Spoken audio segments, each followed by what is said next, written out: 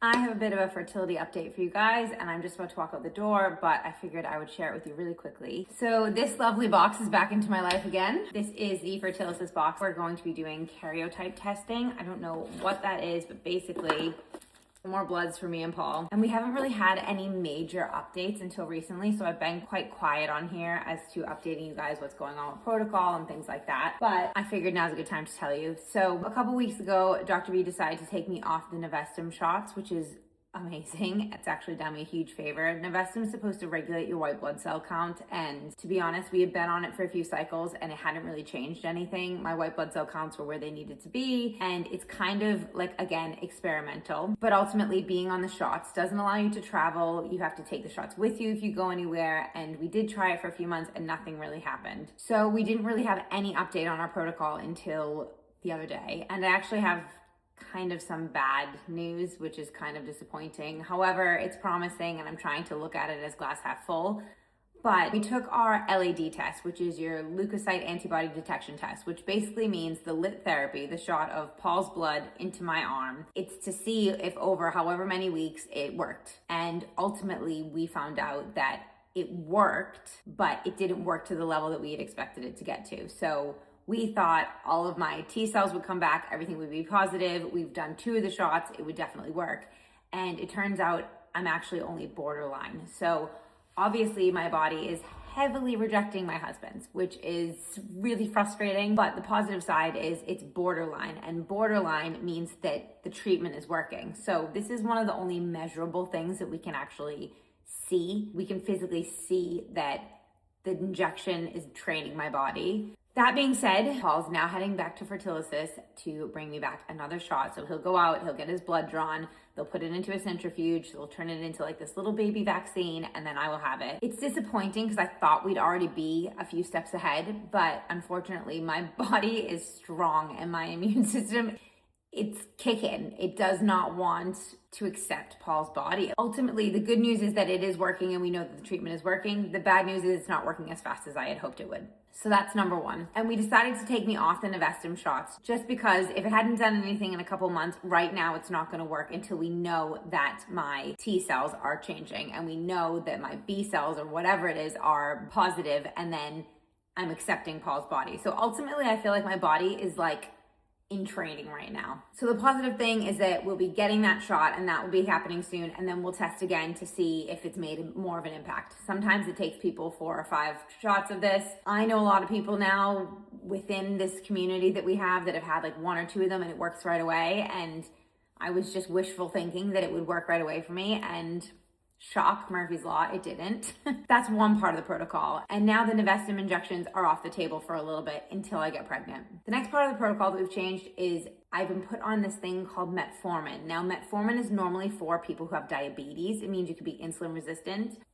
We don't know if I am. It's kind of like an in-between thing. So I don't have PCOS. However, if you have PCOS, apparently Metformin can be amazing for you. What it does is it regulates your eggs, matures them, etc. The only thing that I have is a polycystic appearance when I am scanned. So I don't have the typical PCOS symptoms, which are weight gain, excess hair. Mind you, it's excess hair on your body, which I do not have excess hair on my body, not on your head. The only hair I have is actually on my head. I'm like a mole rat otherwise. I don't have the excess hair. I don't have the weight gain. I don't have an unhealthy BMI. I don't have irregular periods. My periods are perfect to a T. They literally come by the minute. It's unbelievable how accurate they are. So I don't fit the typical PCOS criteria. However, there is this thing called PCOM, which means polycystic ovarian morphology, I think. And essentially it just means when you're scanned, you have a lot of eggs.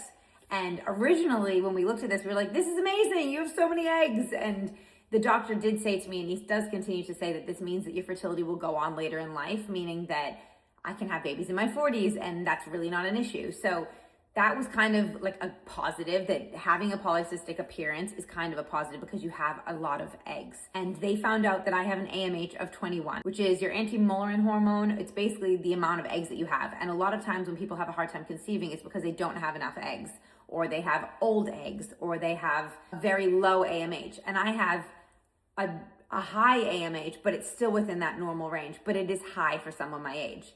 Again, a lot of this kind of makes sense because A lot of my family members have babies up into their 40s, and this has been happening for years. My great-grandfather, his mother was 48 when she had him. So it kind of feels like it's a hereditary thing that I'm getting passed down. However, we'll never know that. And what we did find out is that if you have PCOM, which we are sure that I have a polycystic appearance, but we just don't have any other symptoms. If I have PCOM, metformin will help regulate them and sync them up at the same time. So they're not just going everywhere willy-nilly, I guess. What we're trying to do on my side is just make the perfect environment for a baby. And we also tested my progesterone. We did this test called Prove. Now, I don't know if you guys have heard of this, but my acupuncturist put me onto it, and it's called Prove Confirm. I did one of those tests 1 month. Progesterone was perfect as per usual, as everything's been perfect, which is so frustrating, especially when you're just hoping to find something wrong. We're hoping to find a problem, a major problem. And the only major problem we can find is that I'm fighting my husband. So that's been pretty frustrating, and that in itself is disappointing. However, I feel positive now that I'm trying this metformin. We're just trying to make the environment perfect down there. We're trying our best to make sure it's a nice environment for a baby to implant, minus this problem of this fighting. Because other than that, we can't find anything wrong.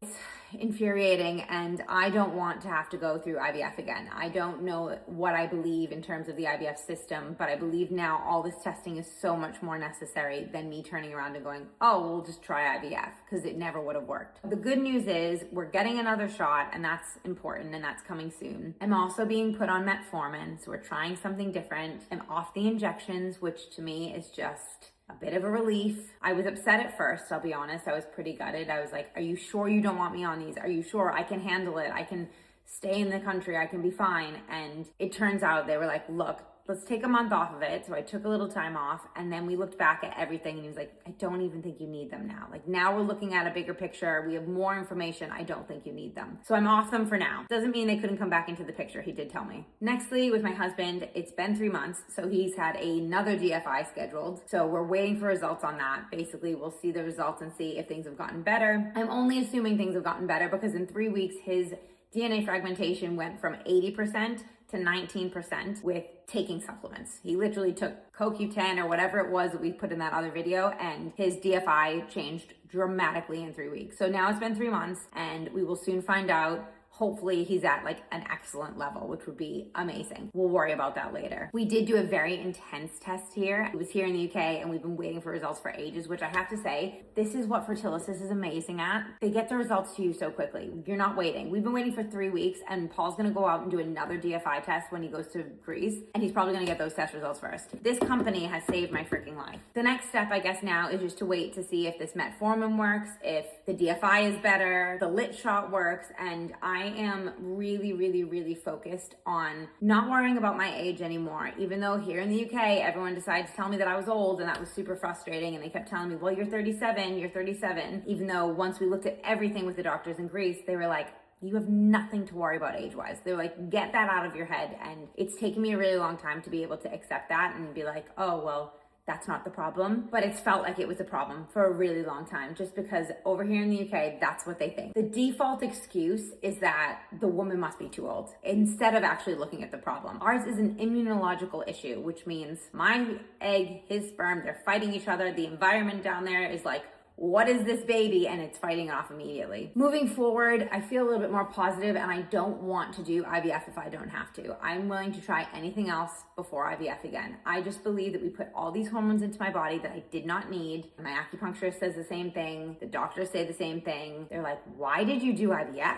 Where was the reasoning for doing IVF? And it never would have worked. Potentially, if we had those embryos and we left them there and we froze them, and then we had all this testing done, then we put them in, it would have maybe worked. 1 or 2 lit shots would have kept me at borderline. That would have been great. But because we didn't have that, and we had no testing, and no one was willing to do any testing for us, there was no way those embryos were ever going to stay. And I've been trying to get myself to call them embryos for the last couple months, because I called them babies for a really long time, and it was so upsetting. And I'm trying to wrap my head around the fact that they were just cells, and it's really difficult for me. And I'm like, I'm not willing to do that again. Mentally, more than anything. Forget the physical stuff. Mentally, I'm not willing to put myself in the position to potentially lose any other babies that we could have potentially had. So right now, moving forward, we're still going to continue to try naturally. We're going to get another lit shot. We're going to try this metformin. It takes like 4 to 6 weeks for it even to work. We're going to see how Paul's DFI results have come in, and we're just going to pray a lot. I know this isn't like the biggest update that you guys would have hoped for, but sometimes I guess I'm trying to remember that this goes in waves, and sometimes it's good news, sometimes it's bad news, sometimes you think you've done something, sometimes you think you haven't. And the thing that I'm loving so much about Fertility is that they're continually working with us. Right now, I am only under Doctors in Grace, and it's Dr. V and Dr. Capitanos, and they have been amazing. They sit and they call. The whole team has taken so many messages from me. Like Olympia and Victoria must be so sick of me. I literally message them every day and tell them new updates and tell them new things, and they constantly have new solutions. They're not willing to push me into IVF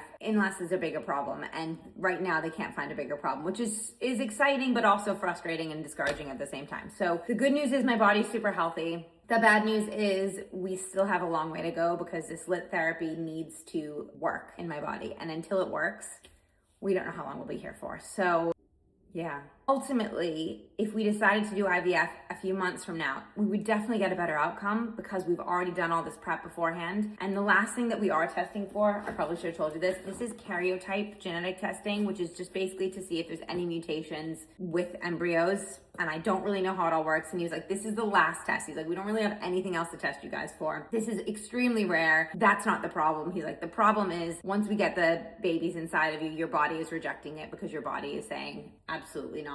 This is foreign. So that's what seems to be the issue. And I hope I'm explaining that in a way that you guys can understand. I just right now feel tired. I feel frustrated. I'm really lucky. I have a family that is super supportive, and they are all on board for everything in Greece. My mom's done so much research and she's like 110%. Everything that you're saying is right. Keep going, keep going. And no one's questioning that, which is great. It really does help to have a supportive family. It really has changed my outlook. My outlook on life going through this experience has completely changed. I am not the same person, and I don't think I will ever be the same person after having gone through this. I think this is the worst thing any woman can ever experience, and I think that this is the worst thing any person who has type A and usually gets what they want when they work really hard, I think this is the worst thing you'll ever experience in your life. It's changed me. It's completely changed who I am. It's completely changed my outlook on life. It's completely changed my outlook on friendships and relationships and family and things like that. And I am 100% never going to be the same person again. I don't want sympathy, and I'm not looking for sympathy, but I am definitely not ever going to be the same Alex Murphy that I was before all this. And it's awful and it's so sad. And I have so much empathy for people who have gone through this. I've been speaking with a bunch of my friends, and a couple of them have gone through this, or even just struggled for a year to get pregnant, or had to go through IVF.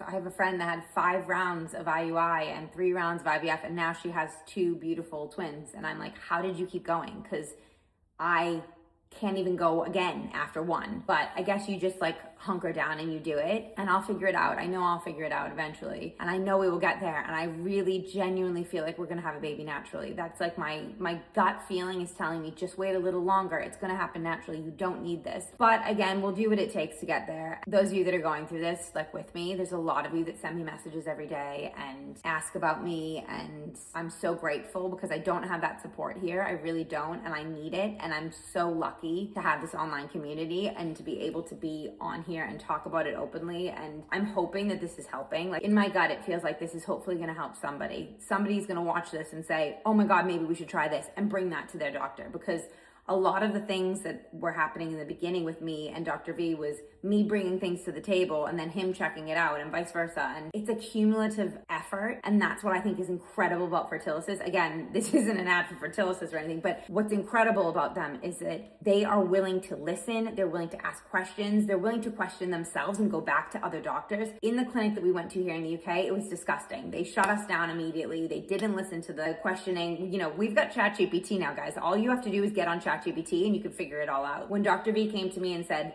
I'm thinking about metformin, I was like, oh no, I don't want to do that. And then I ChatGPT'd it, and I kind of like took a few days on it and I was like, oh my God, he's completely right. Like, this makes sense. I ask it to dumb it down for me. Explain it to me as you would a 4-year-old. Sometimes those things really help. So all I can say is if you're looking for testing, or if you're on the cusp of doing IVF, or if you're going through IVF and it's failed, definitely check them out. Check out Fertility. It's a box. They send it to you, like you do your bloods and just ship it out. It's so easy. It's uncomfortably easy. That's actually the problem with it. I keep trying to get our friend who runs a pharmacy to stock them in his pharmacy, because I'm like, this would be amazing. You could walk into a shop and go, oh, I actually don't know why I'm having recurring pregnancy loss, or I don't know why I haven't gotten pregnant. Let me take this test and send it to Grace. And it's so easy. So anyways, guys, this is a very long video. I hope I have updated you a little bit. I hope I've answered a few questions. If you have any, let me know. But that's just a tiny little update where we are and where we're going. And ooh, a ladybug in my house.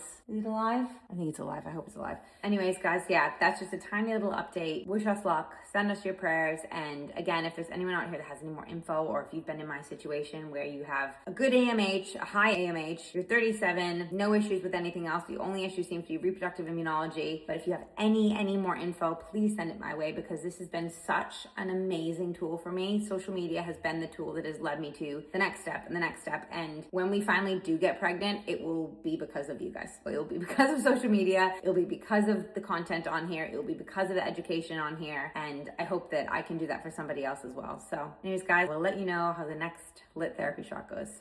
Okay, bye.